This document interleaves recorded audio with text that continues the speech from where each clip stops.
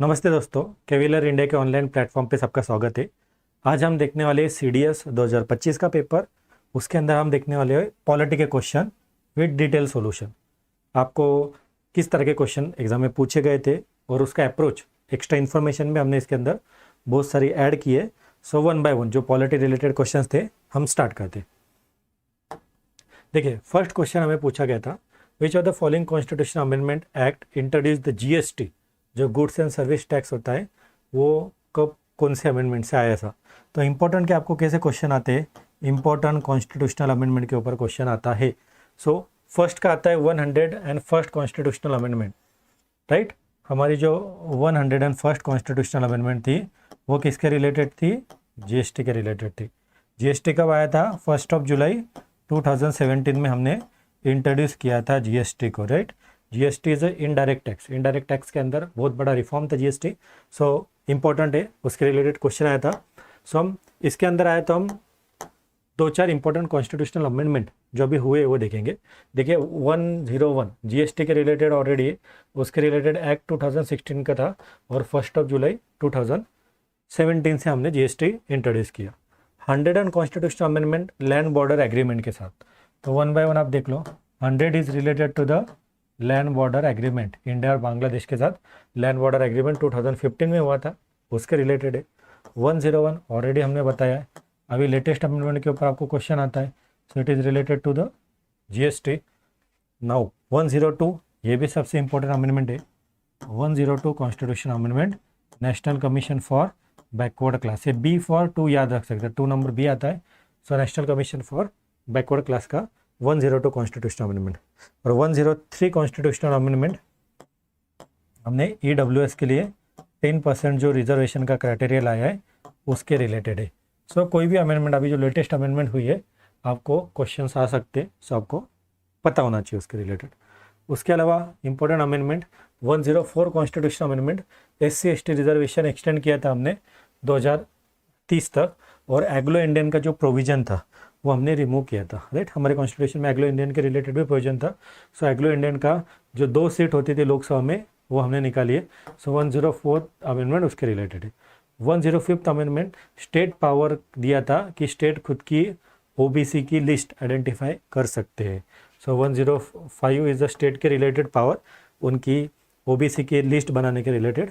और 106 जिसके ऊपर ऑलरेडी CDS के एग्ज़ाम में क्वेश्चन पूछा जा चुका है, वो होता है जो वुमन रिजर्वेशन हमने दिया था उसके रिलेटेड, राइट। वुमन रिजर्वेशन के रिलेटेड अभी ये रिजर्वेशन हमने कितना दिया था? तो 33% दिया था।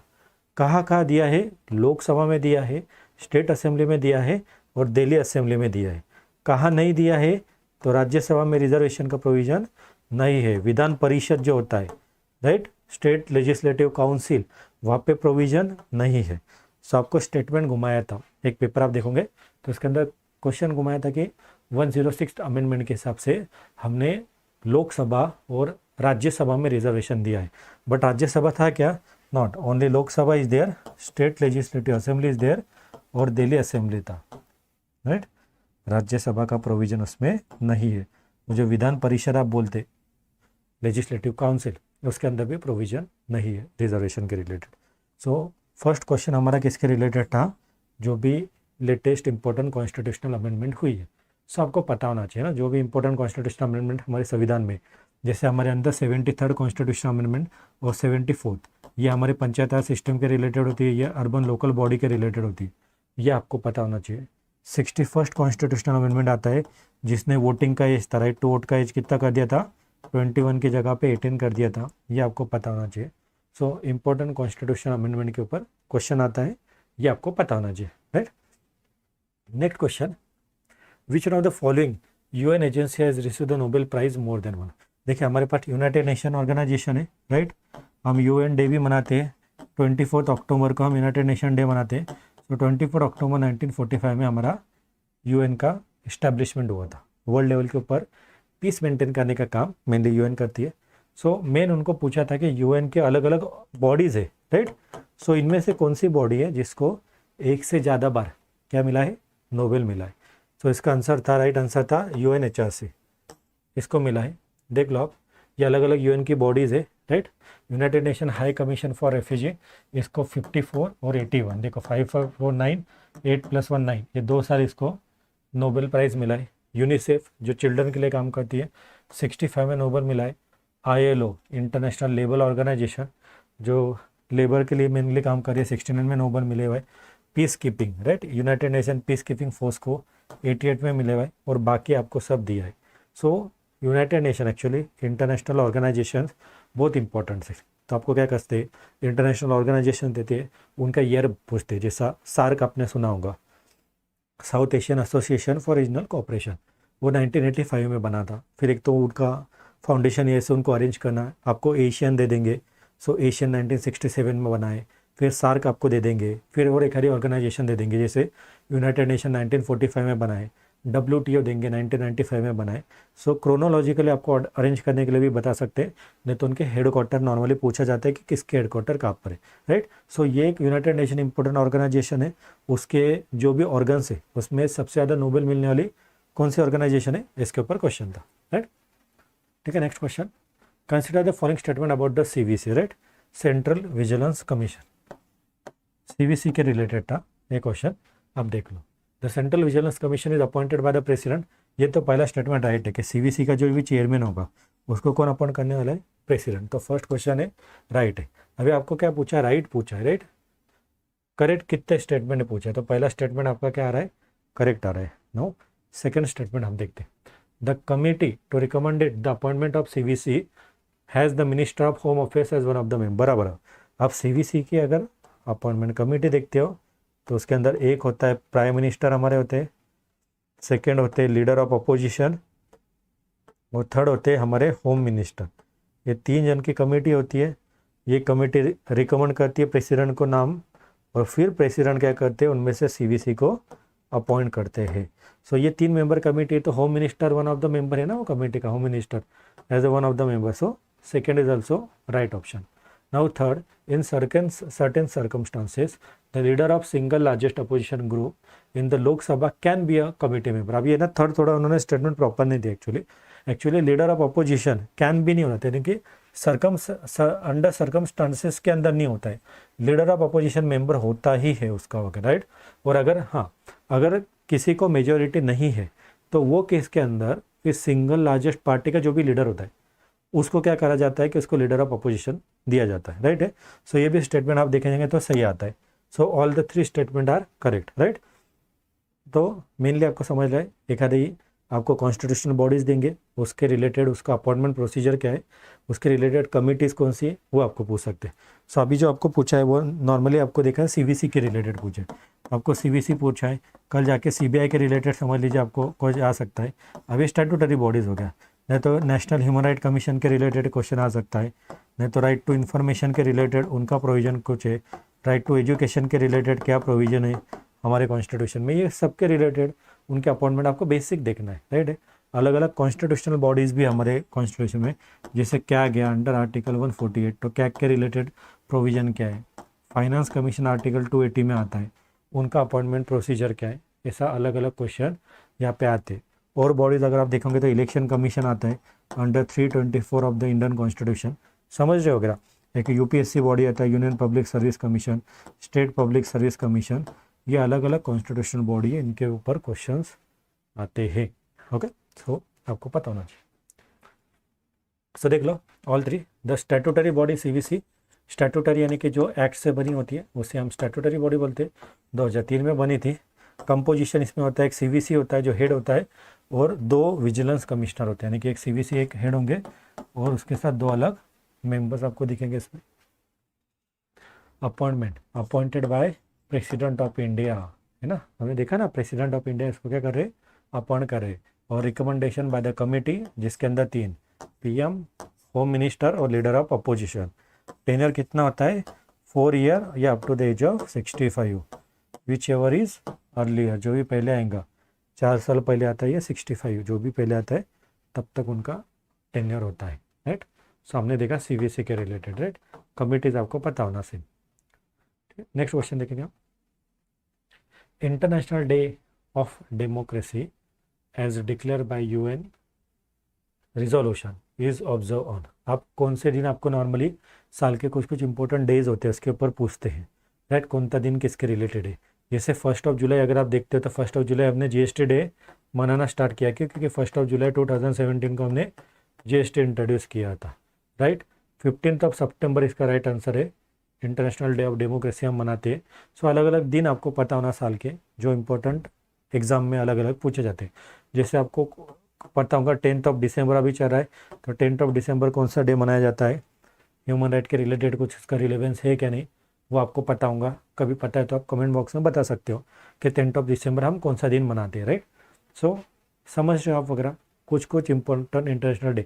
अभी बहुत इजी, अगर आपने थोड़े एक दो बार भी आपने रिवाइज किया हो तो ये से ना जो फ्री के मार्क्स है आपको एग्जाम में देने वाले, राइट। सो मैं कुछ आपको इंपॉर्टेंट डे ऑलरेडी बताता हूँ। 24 अक्टूबर हम कौन सा डे मनाते हैं, यूएन डे मनाते हैं, यूनाइटेड नेशन डे। क्यों? क्योंकि मैंने बताया ऑलरेडी आपको 24 अक्टूबर 45 को यूनाइटेड नेशन का इस्टेब्लिशमेंट हुआ था। 10 दिसंबर जो है ह्यूमन राइट डे मनाया जाता है। 15 सितंबर इंटरनेशनल डे फॉर डेमोक्रेसी मनाया जाता है। 5 जून इन्वायरमेंट डे मनाया जाता है। 21 जून इंटरनेशनल डे ऑफ योगा। क्यों? क्योंकि सबसे बड़ा दिन होता है साल का, नॉर्दर्न हेमिस्फीयर में सबसे बड़ा साल का दिन 21 जून हो रहा है, तो वो मनाया जा रहा है। 8 मार्च इंटरनेशनल वुमेन डे होता है। 3 मई press freedom day. 21 March international day of forest और world water day that is 22 March. फिर अलग अलग आता है। बायोडाइवर्सिटी डे कब मनाया जाता है, या ओजोन डे होता है 16 सितंबर को आप मनाते हो। नेशनल डे ऑफ यूनिटी कब मनाते हो इसे, या गुड गवर्नेंस डे कब मनाया जाता है, कॉन्स्टिट्यूशन डे कब मनाया जाता है, ऐसे बहुत सारे डेज है, राइट। सो आपको एक प्रॉपरली हम देखोगे ना तो एक पीडीएफ दे देंगे जिसके अंदर हर एक डे मेंशन है कब मनाया जा रहा है, तो एक दो बार आप उसको देख भी लोगे तो आपको उसके अंदर मार्क्स मिल सकते हैं, राइट। सो इसके रिलेटेड क्वेश्चन आया था। नेक्स्ट हम देखेंगे, देखो यहाँ दिया है 7 अप्रैल वर्ल्ड हेल्थ डे, 12 अगस्त इंटरनेशनल योगा डे, 16 सितंबर ओजोन डे, फिर बाद में बाकी दिन तो आपको दिए हुए, राइट। तो इससे मेन फ़ायदा क्या होने वाला है आपको, एक जगह पे आप पढ़ रहे हो तो आपको क्या होना चाहिए कि किस तरह से क्वेश्चन के पैटर्न शिफ्ट हो रहे, पैटर्न एग्जाम का पैटर्न चेंज हो रहा है, तो किस तरह से ट्रेंड सेट हो रहा है वो आपको पता होना चाहिए, राइट। सो वो हिसाब से ये सब डिज़ाइन है। नाउ अगला क्वेश्चन था, विच one of the following statement about NITI Aayog is correct. NITI Aayog के बारे में था, आपको पता है 2015 तक प्लानिंग कमीशन हुआ करता था, राइट। प्लानिंग कमीशन की जगह पे नीति आयोग आया था। सो उसके रिलेटेड पहले आप पूछा था, the prime minister of India is the chairman of its governing council. बराबर, देखिए प्राइम मिनिस्टर ही होते हैं, यानी कि प्राइम मिनिस्टर नीति आयोग के भी चेयरमैन होंगे, उसके अंदर गवर्निंग काउंसिल होंगे, उसके भी चेयरमैन कौन होते हैं, prime minister of India. So first statement is right, the prime minister of India is the chairman of governing council. Second, the lieutenant governor of Ladakh is a member of the governing council. बराबर होते हैं। देखिए जो अलग अलग state होते हैं, देखिए गवर्निंग काउंसिल क्या होती है, गवर्निंग काउंसिल पर्टिकुलर स्टेट के रिलेटेड डिसीजन लेंगे तो वहाँ पे पीएम उसके मेंबर रहेंगे, अगर कोई सीएम होंगे स्टेट के वो मेंबर होते हैं, अगर वहाँ पे गवर्नर है या लेफ्टिनेंट गवर्नर है तो वो भी गवर्निंग काउंसिल के मेंबर होंगे। इस तरह से पूरा का पूरा गवर्निंग काउंसिल बनता है। तो आपको पूछा था कि आंसर करेक्ट कौन सा है, तो सी ऑप्शन आ जाएगा। नीति आयोग आपको पता है full form national institution for transforming India. अब यहाँ पे आपको है ना फुल फॉर्म में गलत कभी कभी भुला देते, नेशनल इंस्टीट्यूट बोलेंगे, ये कुछ तो भी ऐसा कन्फ्यूज़ करने का ट्राई करते। So national institution for transforming India 2015 में आया था, 1 जनवरी 2015। प्लानिंग कमीशन की जगह पे इसको रिप्लेस किया गया था, ये पता होना। पॉलिसी थिंक टैंक बॉडी बोल के काम करती है, और प्राइम मिनिस्टर ऑफ इंडिया ये उसके चेयरमैन होते हैं। It is not a constitutional body, ये कॉन्स्टिट्यूशनल बॉडी नहीं है, राइट। सो इसके ऊपर क्वेश्चन आया है। अगला देखो, विच one of the following statement about national commission for women के रिलेटेड है, राइट। अभी स्टैट्यूटरी बॉडीज़ के ऊपर क्वेश्चन आ गया, ये और एक क्वेश्चन था। हमने ऑलरेडी देखा एक स्टैट्यूटरी बॉडी सीवीसी के ऊपर क्वेश्चन था, और अभी नेशनल कमीशन फॉर वुमेन के रिलेटेड भी आ गया। तो ये स्टैट्यूटरी बॉडी है क्या? यस। इसके रिलेटेड एक्ट है क्या? यस, इसके रिलेटेड एक्ट है। कब का एक्ट है? 1990 का एक्ट है, और 1990 के एक्ट के हिसाब से 1992 में हमारी नेशनल कमीशन फॉर वुमेन बना है। सो एक्ट से बनी हुई है क्या? डेफिनेटली एक्ट से बनी हुई है। So first statement is right. आपको पूछा था करेक्ट कौन था है, अगर फर्स्ट स्टेटमेंट राइट है तो आपको ये ऑप्शन आप एलिमिनेट कर सकते। No, it has the mandate to review the constitution and legal safeguard of women. Obvious है, ये तो नहीं है। देखिए अगर आपने खाली नेशनल कमीशन फॉर वुमेन बनाया है, उनका काम क्या है कि जो भी वुमन के रिलेटेड जो भी उनको कॉन्स्टिट्यूशन ने अधिकार दिए हुए या जो भी उनको एखादा लीगल सेफगार्ड मिला है, सो उसके ऊपर रिव्यू करना, उसको मैंडेट यानी कि उसके ऊपर रिव्यू करने का काम नेशनल कमीशन फॉर वुमन का होता है। और it has the mandate to advise the government on all policy matter affecting the woman. बराबर था। देखिए नेशनल कमीशन फॉर वुमन एक है यहाँ पे, या गवर्नमेंट है, तो गवर्नमेंट को ये एडवाइजरी बॉडी है कि वुमन के रिलेटेड कोई भी डिसीजंस अगर लिया जा रहा है तो, या वुमन का देश के अंदर कंट्री में सिचुएशन कैसा है, वो उनके राइट्स एंजॉय कर पा रही है कि नहीं, इस रिलेटेड गवर्नमेंट को एडवाइस देने का काम करते हैं। खुद डायरेक्टली कुछ एक्शन लेते हैं क्या? खुद डायरेक्टली एक्शन नहीं ले पाएंगे, उनका काम है गवर्नमेंट को क्या करना, उसके रिलेटेड एडवाइस देना। और advice is not binding, right. So the statement, all the statement are correct, इतना याद रखो। देख 1 2 3 नेशनल कमीशन फॉर वुमन, उसके रिलेटेड आप एक्ट देखोगे तो एक्ट आया था 1990 का, और बनी कब है? 31 जनवरी 1992। और बाकी तो उसके रिलेटेड उनका प्रोविज़न है। वुमन के राइट सेफगार्ड करना है, राइट, उसके रिलेटेड गवर्नमेंट को एडवाइस करना है, work the right to protect the welfare of the woman, review the constitutional और लीगल सेफगार्ड फॉर वुमन, यानी कि हमारे संविधान ने, है ना, महिलाओं के लिए जो अधिकार दिए, अलग अलग लीगल प्रोविज़न के हिसाब से महिला को जो अधिकार मिले, उसके सेफगार्ड के रिलेटेड एडवाइस देने का काम किसका है? नेशनल कमीशन फॉर वुमन का है। सो इजी क्वेश्चन था, अगर आपने थोड़ा स्टैट्यूटरी बॉडीज वगैरह पढ़ा होगा सो ये डील कर सकते थे, राइट। अगला question, which one of the following is the latest language to be introduce in the 8th schedule. अभी ना आपके 8th शेड्यूल लेना, हमारा 8th शेड्यूल में हमारे टोटल कितने लैंग्वेजेस है? 22 लैंग्वेज है, राइट है। सो स्टार्टिंग में जब हमारा कॉन्स्टिट्यूशन बना तो उसमें कितना लैंग्वेज था? 14 लैंग्वेज था। 14 से आज कितना लैंग्वेज हुआ है? टोटल 22 हुआ है। तो अलग अलग लैंग्वेजेस ऐड हुई है। तो कब कब ऐड हुई? अभी लेटेस्ट लैंग्वेज कौन सी ऐड हुई ऐसा पूछते, राइट। सो इसके ऊपर क्वेश्चन आता है, तो इसके अंदर मुझे मैथिली, नेपाली, कोंकणी, मणिपुरी, तो ये आपको सीक्वेंस पता होना कि आपका क्या है। देखो पहला 21st अमेंडमेंट, अलग अलग अमेंडमेंट से ऐड हुई थी। 21st अमेंडमेंट से एक ऐड हुई थी, फिर बाद में 71st अमेंडमेंट से ऐड हुई थी, और 21 और 71 कितना होता है? 92। सो 92 अमेंडमेंट से भी ऐड हुआ था। ऐसे 3 टाइम हमारे 8th शेड्यूल में लैंग्वेजेस ऐड हुई है, तो उसके रिलेटेड आपको ऑलरेडी इधर मिलेगा। देखो करेक्ट आंसर मैथिली, अभी लेटेस्ट 92nd अमेंडमेंट से ऐड हुई लैंग्वेज है। 8th शेड्यूल के अंदर आपको टोटल 22 भाषाएं दिखेंगे। तो पहला देखो 21st amendment, now 71st amendment और 92nd अमेंडमेंट दिख रहा है। 21, 71 और 92, इन दोनों का एडिशन 21, 71, 92 होता है, भैया देखो। सो पहले सबसे पहले सिंधी लैंग्वेज कब सब ऐड हुई थी? सिंधी लैंग्वेज ऐड हुई थी 21st अमेंडमेंट से। बाद में कोंकणी, मणिपुरी और नेपाली, ये 71 से। तो कोंकणी, मणिपुरी और नेपाली ये 71 से ऐड हुए थे। और बाद में बोडो, डोंगरी, मैथिली और संताली, ये आपको BDMS ऐसा याद रख सकते हैं। बोडो, डोंगरी, मैथिली, संताली। तो ये देखो Maithili is the latest language, जो ऑप्शन में जो दिया है उनमें से आपको पूछा था कि कौन सी लेटेस्ट लैंग्वेज है, तो आपको मैथिली दिख रही इधर। नेपाली वगैरह, कोंकणी और मणिपुरी ये कब ऐड हुई थी? तो 71 से ऐड हुई थी, राइट है। और मैथिली कब से ऐड हुई है?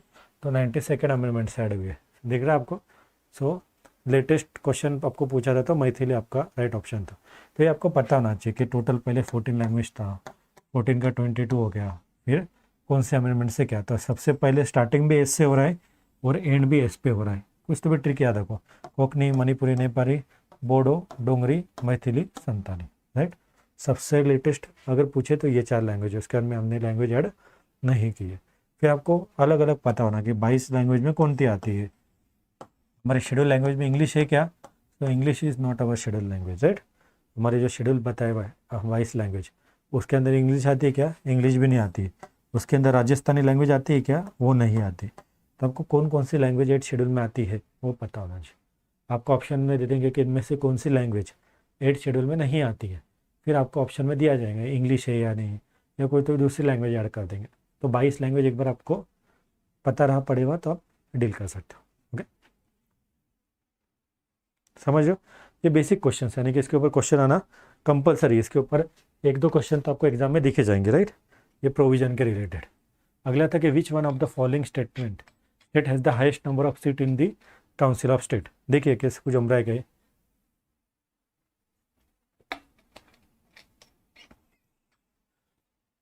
काउंसिल ऑफ स्टेट यानी कि क्या होता है हमारा राज्यसभा, राइट है। सो हमारे राज्यसभा में जो सीट्स होती है वो अकॉर्डिंग टू पॉपुलेशन होती है।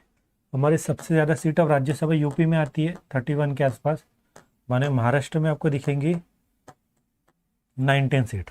अब आपको इधर यूपी और महाराष्ट्र दोनों ऑप्शन ही नहीं दिख रहा है, तो आपको अलग ऑप्शन दिए हुए कि आप पे कैसे कैसे।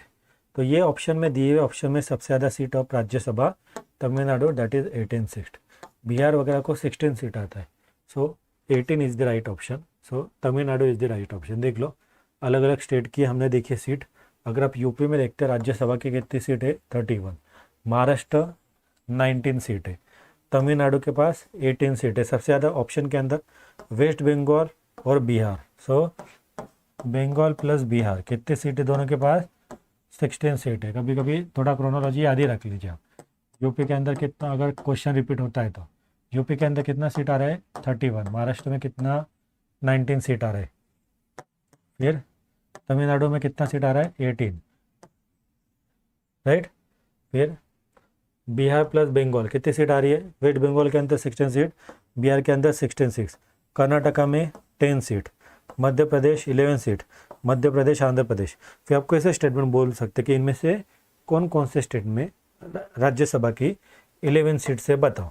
तो फिर मध्य प्रदेश, आंध्र प्रदेश और गुजरात, ऐसे आपको पता होना ऐसा, या 10 सीट है किसकी कहाँ पे है, कैसे क्वेश्चन बन सकते। तो बेसिक तो भी आपको पता होना चाहिए कि कौन कौन से स्टेट में, या टॉप के 5-6 स्टेट तो भी पता होना चाहिए। आप पूरे एकदम स्टेट याद नहीं कर सकते, बट हम सिंपली के लिए हम यूपी का हमने जैसा देखा 31 आ रहा है, महाराष्ट्र का क्योंकि सेकंड स्टेट आ रहा है, राइट, तमिलनाडु थर्ड आ रहा है दैट इज़ 18 वगैरह, के बाद में बंगाल और बिहार दोनों का 16। इतना तो भी 4 स्टेट तो भी आप याद रख लीजिए जिससे आप क्वेश्चन डील कर पाओ अगर वापस से रिपीट होता है तो। ओके, ठीक है। Vision of the following statement of Indus water treaty is correct. देखिए इंडस वाटर ट्रीटी हमारा हुआ था, एक्चुअली ज्योग्राफी का क्वेश्चन है। इंडस वाटर ट्रीटी हुआ था वर्ल्ड बैंक की हेल्प से 1960 में, राइट। 1960 में वर्ल्ड बैंक ने इंटरफेयर करके इंडस वाटर ट्रीटी हम दिया था इंडिया पाकिस्तान में। वहाँ पे वेस्ट फ्लोइंग रिवर और ईस्ट फ्लोइंग रिवर ऐसा हमने कैटेगरी किया था। तो इन्होंने बोला था the term west river means Sutlej Beas, sorry अभी वो द टर्म वो पहले ईस्ट फ्लोइंग रिवर में होता और वेस्ट फ्लोइंग रिवर में झेलम चिनाब रिवर का मेंशन था इंदस झेलम में।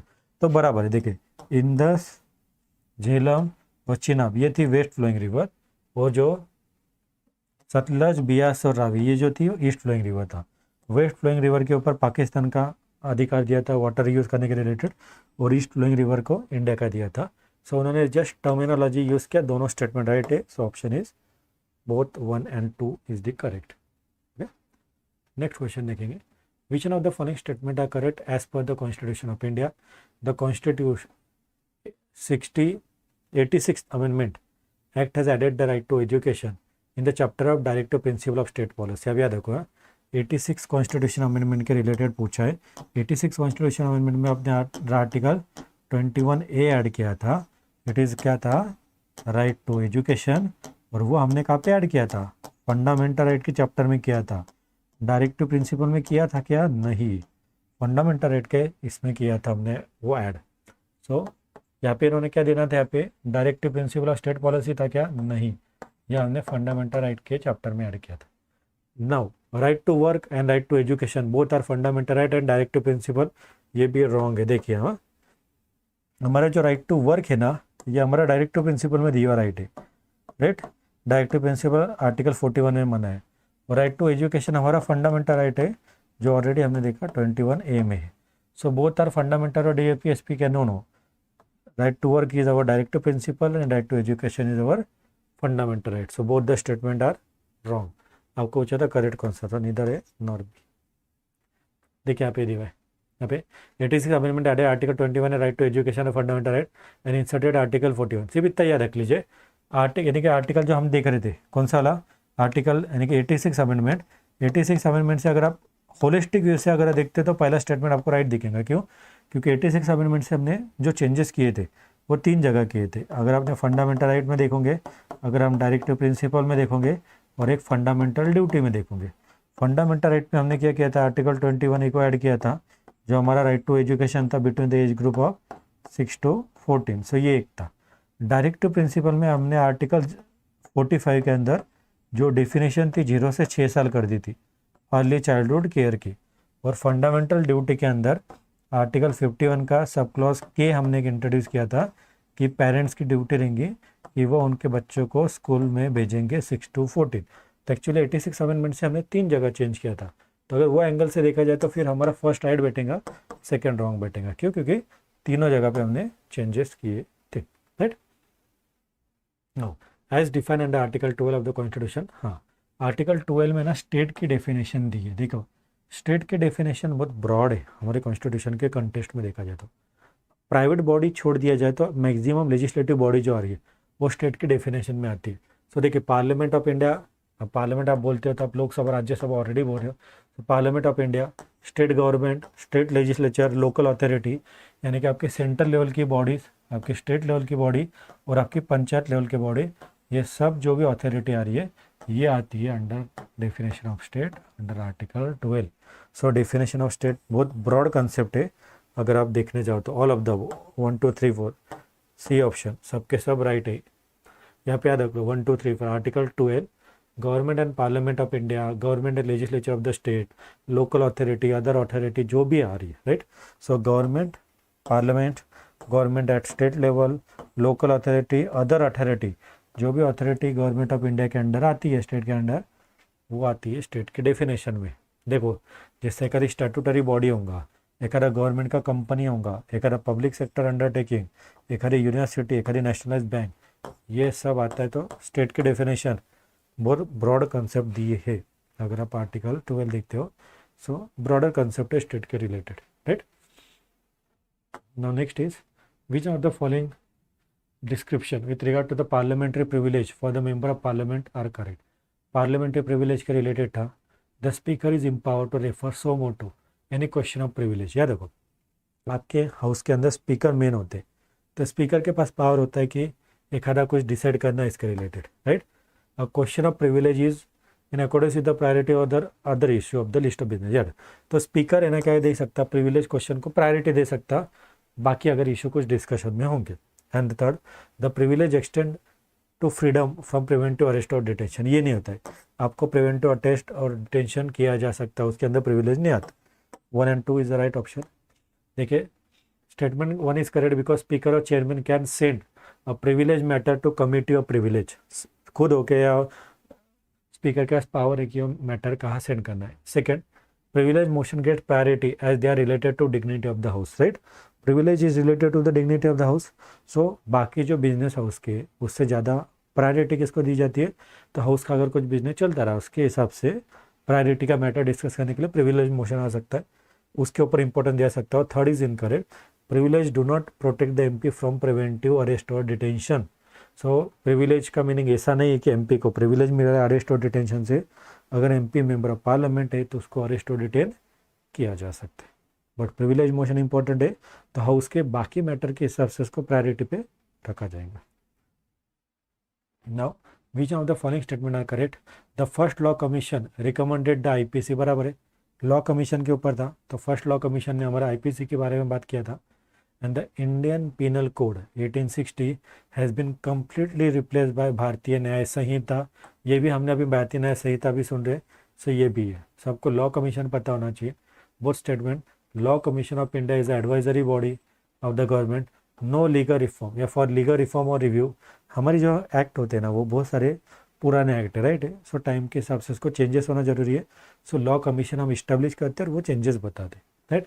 It is not a constitutional body, it is not a statutory body. Very important statement, बहुत इंपॉर्टेंट है क्योंकि एग्जाम में बोल सकते हैं। लॉ कमीशन ना कॉन्स्टिट्यूशनल बॉडी है, ना ही वो एखादे एक्ट से बनी हुई बॉडी है। It is created by executive order, executive order से बनती है law commission. Now first law commission 1834 में बना था ब्रिटिश टाइम पे।